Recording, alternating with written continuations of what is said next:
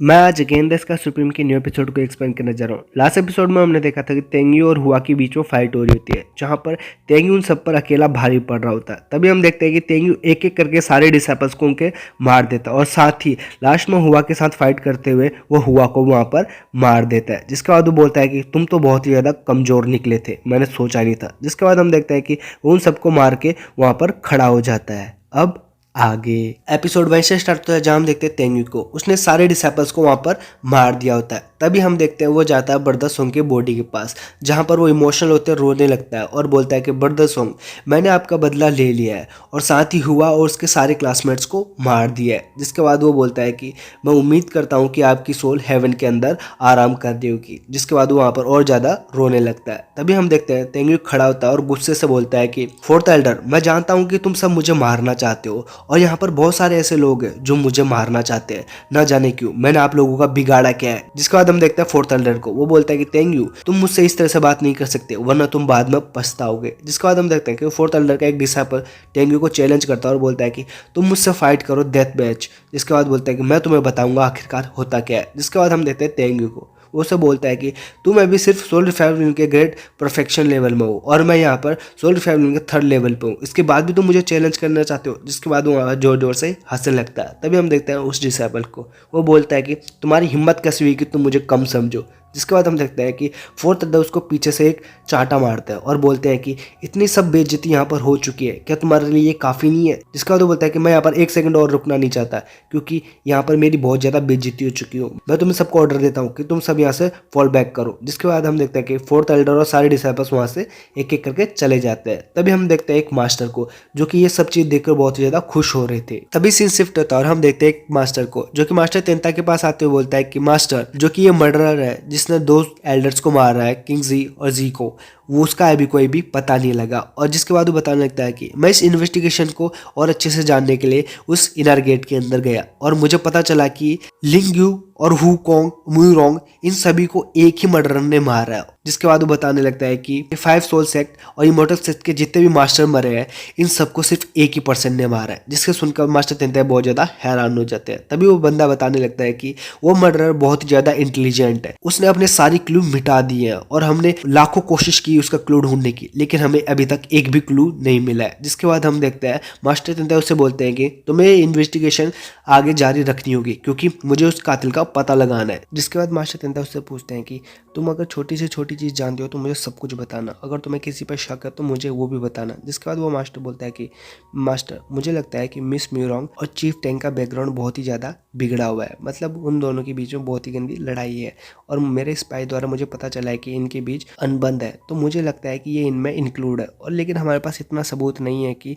हम इन पर शक करें और इनको ब्लेम करें। जिसके बाद हम देखते हैं मास्टर तेंता को, वो बोलता है कि तुम इसकी टेंशन मत लो, अगर ये सच हुआ तो हमारे स्पाई द्वारा हमको पता चल जाएगा, अगर उनका हाथ सच में इनमें होगा तो मैं उन्हें नहीं छोड़ूंगा। जिसके बाद मास्टर तेंता उससे पूछते हैं कि अगर तुम्हें मुझे कुछ और बताना है तो तुम बता सकते हो। जिसके बाद वो मास्टर बोलता है कि 5 सोल रिंग, 9 होली सेक्ट, वो ऐसे करके और बहुत सारे मास्टर का नाम बताते हैं और बोलते हैं ये इनमें सस्पिशियस है, मुझे लगता है कि इनका भी हाथ है। जिसके बाद मास्टर तेंता को गुस्सा आ जाता है और वो बोलता है कि इन सबको लगता है कि ये मुझे बुली करेंगे, लेकिन अगर इन सबका हाथ हुआ तो मैं इन्हें जिंदा नहीं छोड़ूंगा। जिसके बाद हम देखते हैं मास्टर तेंता उससे पूछते हैं अगर तुम और भी कुछ जानते हो तो मुझे सब बता सकते हो। जिसके बाद वो मास्टर बोलता है कि मास्टर, मुझे लगता है कि बाकी सेक्ट हमसे लड़ने के लिए तैयारी कर रहे हैं और मुझे लगता है कि 100 साल बाद यहाँ पर एक बहुत ही बड़ी जंग होगी। जिसके बाद वो बोलता है कि हमें इन सब की तैयारी पहले ही कर लेनी चाहिए। जिसके बाद हम देखते हैं मास्टर तेंता को, उसे गुस्सा आ जाता है और बोलता है कि तुम और न्यूज़ का पता लगाओ और पता लगाओ कि कौन क्या क्या कर रहा है और स्पेशली कातिल का जल्दी से पता लगाओ। जिसके बाद हम देखते हैं कि वो मास्टर वहाँ से चला जाता है।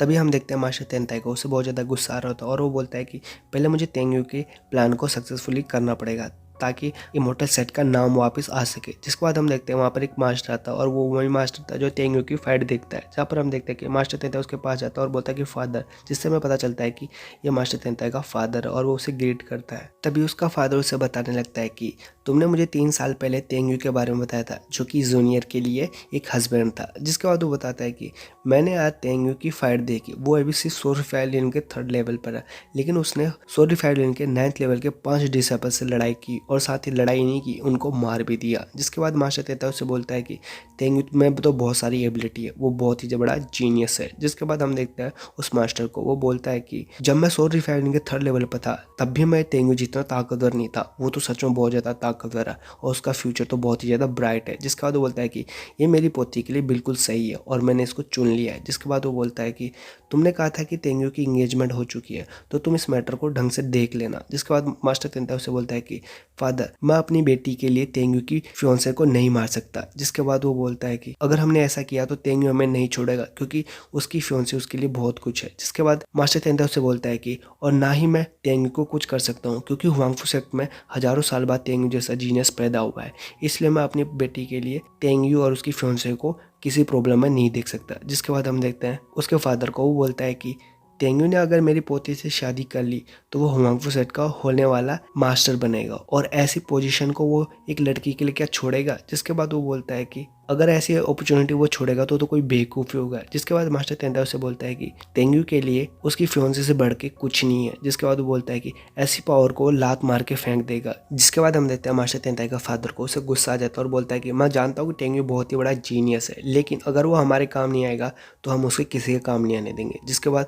मास्टर तेंताई उसके पास जाता है और बोलता है कि फादर, आप ऐसा कुछ मत करना। जिसके बाद वो बोलता है कि जो मैंने आपको प्लान बताया था वो मेरा नहीं, तेंगू का है। जिसकी बात सुनकर वो उसके फादर बहुत ज़्यादा हैरान हो जाते हैं और बोलते हैं कि तेंगू तो सच में बहुत ज़्यादा इंटेलिजेंट है और वो अभी से बहुत ज़्यादा बड़ी सोच रखता है। जिसके बाद वो बोलता है कि अब मुझे नहीं पता कि तुम मेरी पोती की शादी कैसे कराओगे, लेकिन मैं तो ये तुम पर सौंपता हूँ, अगर तुम नहीं कर सकते तो मुझे बता देना। जिसके बाद मास्टर तेंताई से बोलता है कि फादर, आप इसके बारे में चिंता मत कीजिए, मैं जानता हूँ कि मुझे क्या करना है। जिसके बाद मास्टर तेंताई ये चीज़ बोल के वहाँ से चला जाता है और यही सब चीज़ दिखाते हुए एपिसोड यहाँ पर ही खत्म हो जाता है।